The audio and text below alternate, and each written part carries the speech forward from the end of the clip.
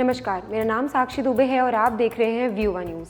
आज से पूरे भारत में जीएसटी 2.2 लागू हो गया है। वित्त मंत्रालय का दावा है कि ये सुधार आम जनता और व्यापारियों दोनों के लिए टैक्स प्रक्रिया को सरल, पारदर्शी और प्रभावी बनाएगा। चलिए मुख्य बदलाव की बात करते हैं। सबसे पहला बदलाव, सरल टैक्स स्लैब। रोजमर्रा की जरूरी वस्तुओं जैसे दूध, दही, घी, अनाज और दवाइयों पर टैक्स कम किया गया है। इसका उद्देश्य आम आदमी की जेब पर बोझ कम करना है। दूसरा, महंगी कारें, शराब, तंबाकू और विदेशी उत्पादों पर टैक्स बढ़ा दिया गया है ताकि राजस्व बढ़ाया जा सके। तीसरा, छोटे व्यापारियों के लिए आसान फाइलिंग। अब हर महीने की बजाय तिमाही आधार पर रिटर्न दाखिल करना होगा।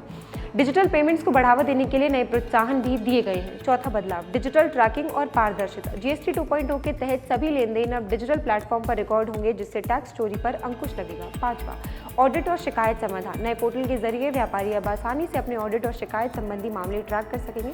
अर्थव्यवस्था पर असर। वित्त मंत्रालय का अनुमान है कि अगले 2 साल में टैक्स संग्रहण में लगभग 15% की वृद्धि हो सकती है। छोटे और मध्यम व्यापारियों को लाभ होगा क्योंकि उनकी कंप्लायंस लागत कम होगी। उपभोक्ता स्तर पर रोजमर्रा के सामान सस्ते होंगे, जिससे खरीद क्षमता बढ़ेगी। चुनौतियां और सवाल। विशेषज्ञों का कहना है कि ग्रामीण और अर्ध शहरी इलाकों में छोटे व्यापारियों को डिजिटल प्रणाली की पूरी जानकारी और प्रशिक्षण मिलना जरूरी है। टैक्स स्लैब में बदलाव के कारण कुछ वस्तुओं की कीमतों में उतार चढ़ाव हो सकता है।